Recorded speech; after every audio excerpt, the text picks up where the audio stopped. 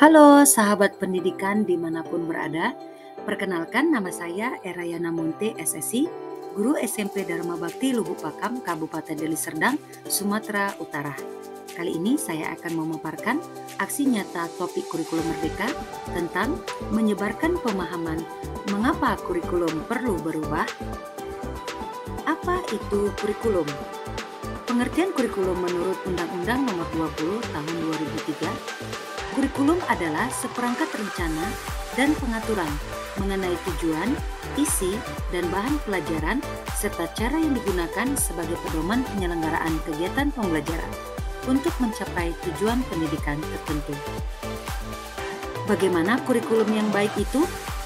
Kurikulum yang baik itu adalah kurikulum yang sesuai zamannya dan bersifat dinamis, yaitu terus dikembangkan atau diadaptasi sesuai dengan konteks dan karakteristik murid-murid demi membangun kompetensi sesuai dengan kebutuhan belajar mereka kini dan masa depan. Apa fungsi kurikulum? Kurikulum berfungsi sebagai alat untuk mencapai tujuan pendidikan nasional dan pedoman bagi guru dan siswa agar terlaksana proses belajar mengajar dengan baik dalam rangka mencapai tujuan pendidikan. Mengapa kurikulum perlu berubah? Yang pertama, agar relevan dengan perkembangan zaman. Yang kedua, agar dapat memenuhi kebutuhan belajar murid.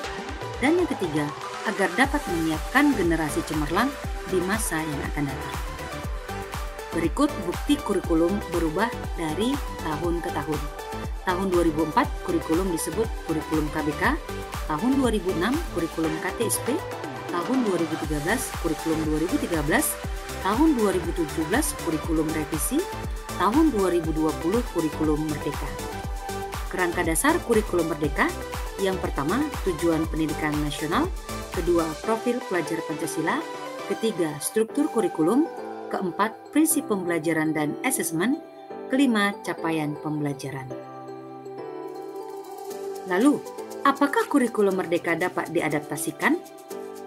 Kurikulum merdeka yang ditetapkan pemerintah tentu dapat diadaptasikan oleh satuan pendidikan dimanapun berada, karena satuan pendidikan memahami betul bagaimana kondisi ekosistem di mana muridnya berada dan bagaimana murid dididik agar kurikulum yang digunakan menjadi relevan dengan kebutuhan belajar murid sehingga terwujud pembelajaran bermakna. Kurikulum yang diadaptasikan oleh satuan pendidikan sesuai dengan karakteristik muridnya, keadaan kontekstual, dan kebutuhan satuan pendidikan tersebut disebutlah kurikulum operasional satuan pendidikan atau KOSP.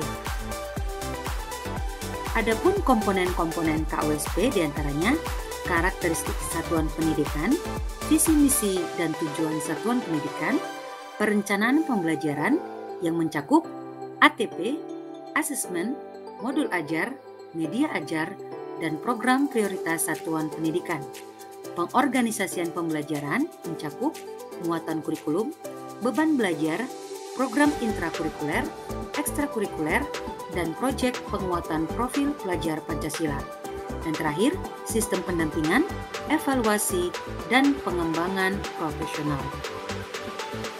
5 prinsip pengembangan KOSP. Yang pertama, harus berpusat kepada murid. Yang kedua, kontekstual.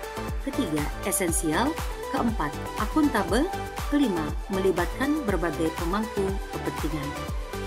Oleh karena itu, dokumen KOSP merupakan dokumen yang dinamis karena mengikuti perubahan dan kebutuhan serta karakteristik satuan pendidikan.